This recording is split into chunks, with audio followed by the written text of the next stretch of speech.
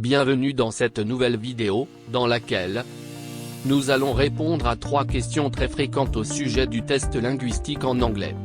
Si tu souhaites immigrer au Canada, et que tu te demandes si effectuer un test linguistique en anglais est nécessaire, alors tu découvriras dans cette vidéo, les réponses qui te permettront de décider, si tu dois envisager de passer un test linguistique en anglais.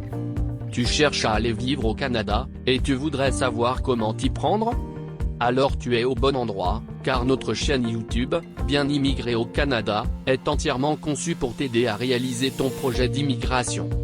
Nous ne sommes pas des représentants en immigration, et nous n'avons pas de lien avec le gouvernement fédéral du Canada, ni aucune province ou territoire canadien.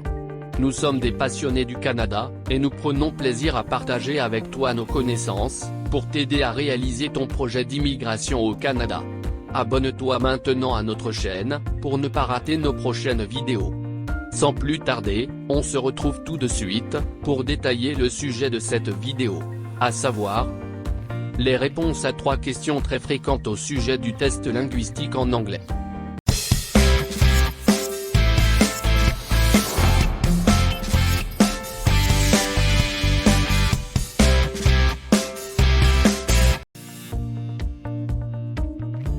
Dans une de nos vidéos précédentes, nous t'avons parlé du test linguistique en français.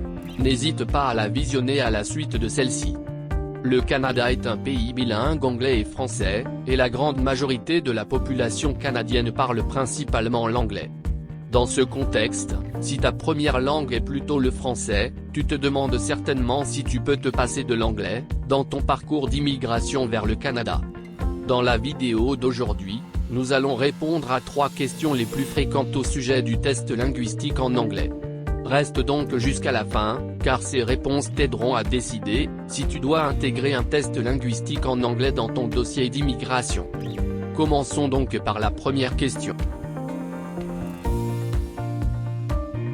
Question numéro 1, c'est quoi un test linguistique en anglais ? Aussi appelé évaluation des compétences linguistiques en anglais, le test de langue en anglais permet aux autorités canadiennes d'attribuer une note à ton niveau en anglais. Pour cela, tu seras évalué sur 4 aptitudes précises. Aptitude numéro 1, la compréhension orale. Il s'agit de mesurer ta faculté à comprendre l'anglais parlé, dans des contextes tels que la résolution de problèmes, la vie quotidienne, les nouvelles, ou encore l'échange de points de vue. Aptitude numéro 2, la compréhension écrite. L'objectif ici est de mesurer ta capacité à lire et comprendre des textes en anglais sur des supports tels que des lettres, des journaux, ou des rapports. Aptitude numéro 3, l'expression écrite. Le but est de mesurer ta capacité à rédiger une lettre conventionnelle, et non conventionnelle, en utilisant les règles de la langue anglaise de façon appropriée, tout en organisant, et en liant correctement les informations fournies. Enfin, aptitude numéro 4, l'expression orale. Il s'agit de mesurer ta capacité à fournir oralement ton opinion sur des informations du quotidien, à parler longuement sur un sujet donné, ou encore à analyser des situations, en utilisant un anglais cohérent et structuré. Pour évaluer ces 4 aptitudes, les autorités canadiennes font appel à des examens linguistiques type. Parcourons rapidement ces examens linguistiques, en répondant à la question suivante. Question numéro 2. Quels sont les examens linguistiques en anglais acceptés par les autorités canadiennes ? Il existe plusieurs examens linguistiques en anglais, mais attention, tous ne sont pas acceptés dans le cadre de l'immigration au Canada.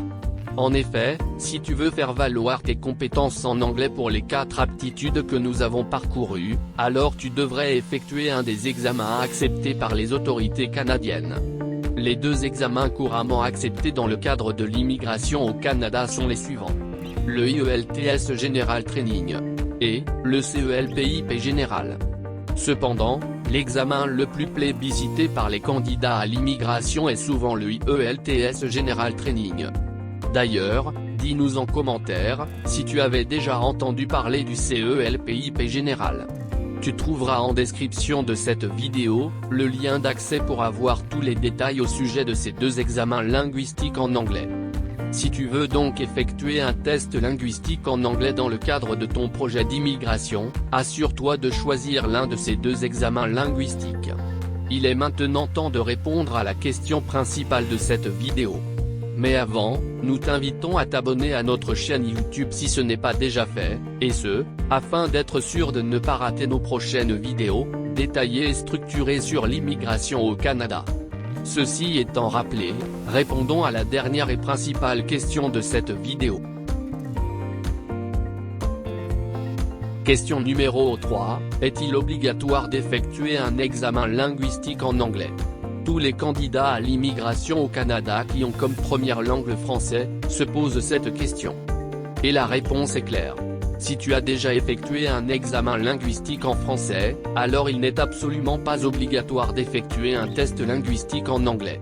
En revanche, même si ce n'est pas obligatoire, tu as tout intérêt à penser à effectuer un examen linguistique en anglais. Voici deux raisons majeures pour lesquelles tu devrais quand même envisager d'effectuer un test linguistique en anglais, même si c'est facultatif. Raison numéro 1, pour rendre ton dossier d'immigration plus attirant que celui des autres.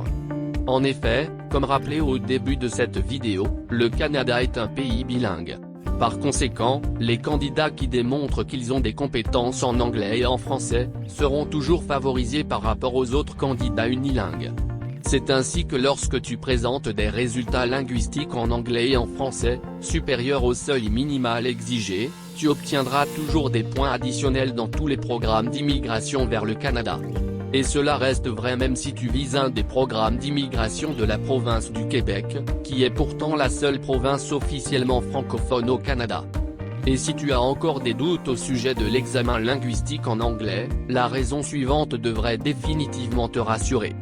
Raison numéro 2, parce que tu ne peux pas échouer. En effet, l'une des raisons qui empêche souvent les candidats francophones d'effectuer un examen linguistique en anglais, est la peur d'échouer. Cependant, la réalité est que les examens linguistiques effectués dans le cadre de l'immigration canadienne ne donnent pas lieu à un échec. Au mieux, tu obtiendras une note au-dessus du seuil minimum exigé dans le programme d'immigration que tu vises, et alors tu obtiendras les points additionnels correspondants. Au pire, ta note n'atteindra pas le seuil minimum exigé, et la seule conséquence est que tu n'auras pas les points additionnels prévus. Par conséquent, dans les deux situations, tu n'as rien à perdre, et au contraire, tu as tout à gagner, si tu parviens à atteindre une note supérieure au seuil minimum exigé. Voilà au moins deux bonnes raisons d'effectuer un examen linguistique en anglais, même si ce n'est pas obligatoire.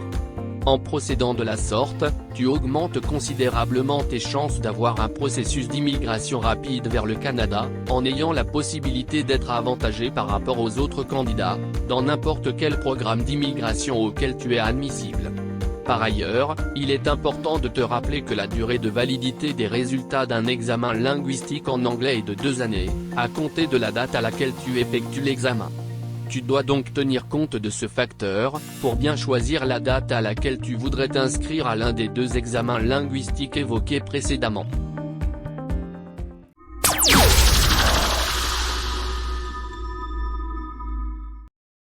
Voilà, tu connais à présent les informations clés au sujet du test linguistique en anglais. En effet, dans cette vidéo, nous avons répondu aux 3 questions suivantes. Question numéro 1, c'est quoi un test linguistique en anglais? Question numéro 2, quels sont les examens de compétences linguistiques en anglais habituellement acceptés? Enfin, question numéro 3, est-il obligatoire d'effectuer un test linguistique en anglais? Par ailleurs, nous t'invitons à rester connecté à notre chaîne, car dans de prochaines vidéos, nous présenterons de manière plus détaillée, chaque examen linguistique en anglais accepté dans le cadre de l'immigration au Canada. Nous te recommandons de visiter absolument le site officiel du gouvernement fédéral du Canada, et le site officiel de chaque province et territoire du Canada, pour obtenir toutes les informations officielles, ainsi que les dernières mises à jour, relatives au programme d'immigration vers le Canada. Nous te remercions d'avoir suivi cette vidéo jusqu'à la fin. Abonne-toi tout de suite à notre chaîne, pour ne pas rater nos prochaines vidéos. Clique sur le bouton j'aime, si tu as trouvé le contenu de cette vidéo intéressant. Partage cette vidéo avec une personne qui est aussi intéressée par l'immigration au Canada. dis-nous en commentaire, ce que tu aimerais savoir en plus sur ce sujet.